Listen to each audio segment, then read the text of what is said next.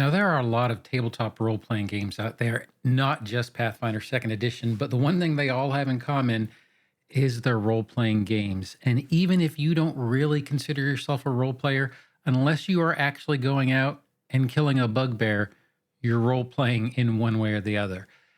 One good way to kind of think about it is let's kind of categorize maybe some different kinds of role players. And this isn't a definitive list, this is just how I kind of view role playing in general. And it might help you see how other people at the table are playing or what else you can bring to the table. So, my name is Don. I'm trying to be the Sly Strategist, and let's go ahead and get into it. So, when you're playing a tabletop role playing game, you are getting together with a group of other players to step into a whole new world, maybe take on the roles of characters and embark on epic adventures together to try and make each one of your characters as heroic as possible. Now, in the realm of tabletop role playing games, each player brings their unique style of role playing to the table. So, I don't want to say that one role playing style is better than the other because it's not. And I definitely have my own, and other players have their own. And the good thing about it is if you really want a campaign, an adventure, whatever you're doing to seem epic, you kind of need a bit of all of them. But let's explore some of these diverse player styles. One of the first ones I kind of want to talk about is an immersive role player. This type of role player is going to fully embrace their character. They might dress up in costumes, they might speak in that particular character's voice. They try their hardest to become one with a story and try to add little theatrical touches throughout the game. These role players that are focused on storytelling are someone who places a really strong emphasis on narrative, character development, and the collaborative storytelling within the game.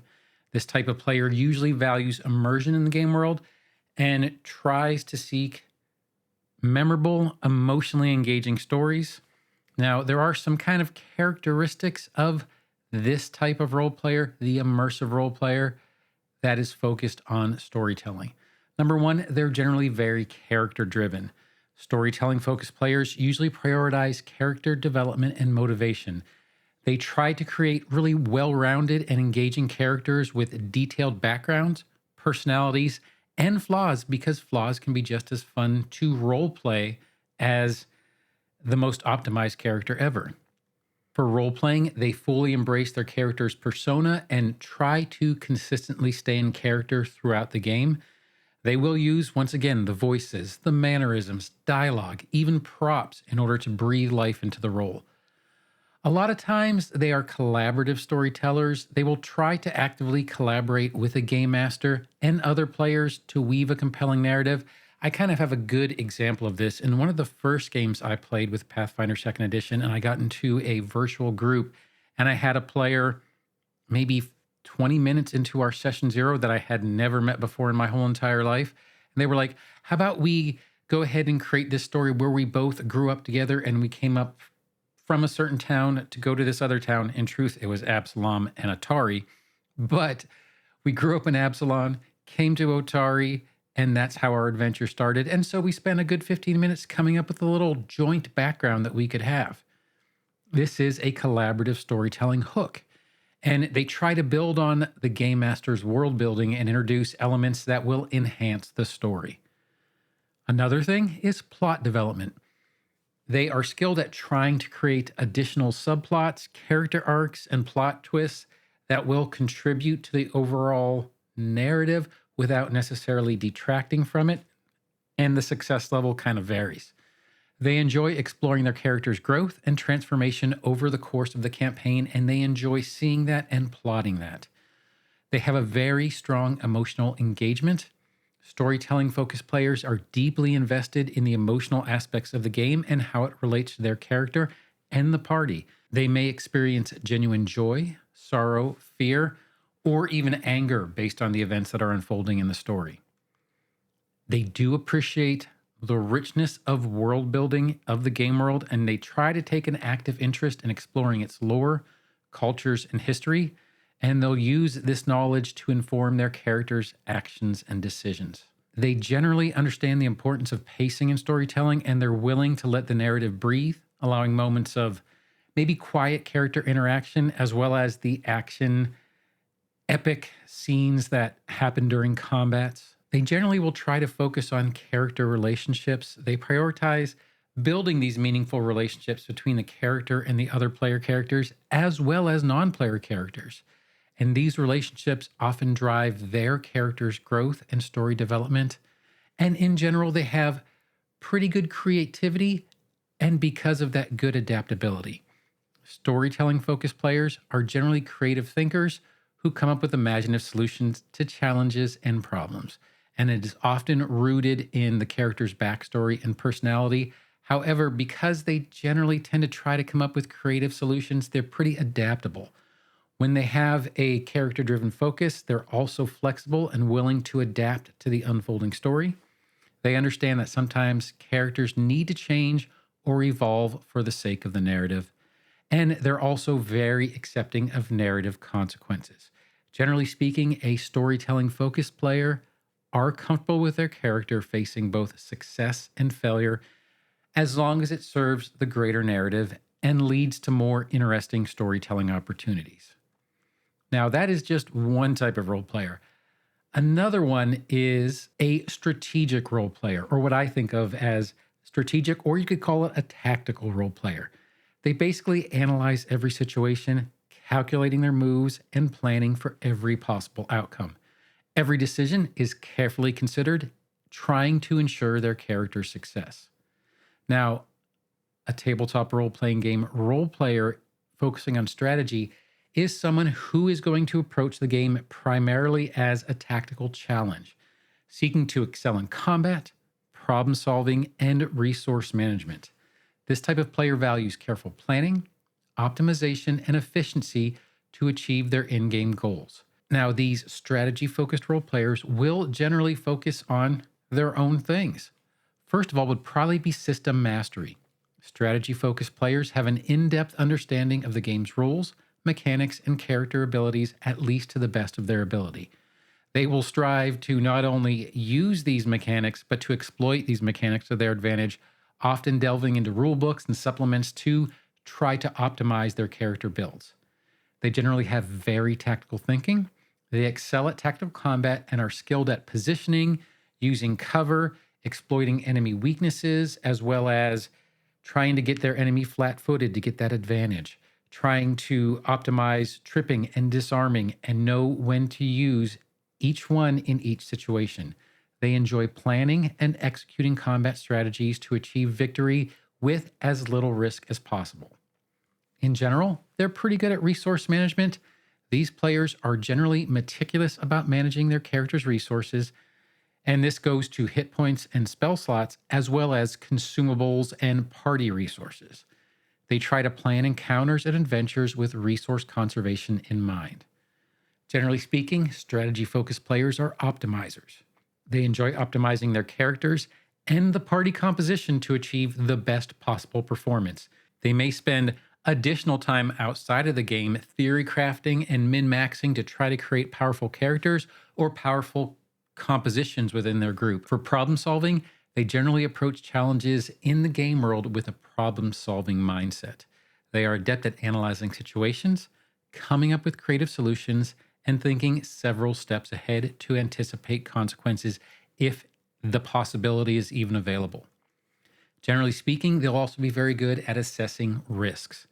They weigh the risks and rewards of various in-game decisions and often prefer choices that minimize risk or lead to predictable outcomes.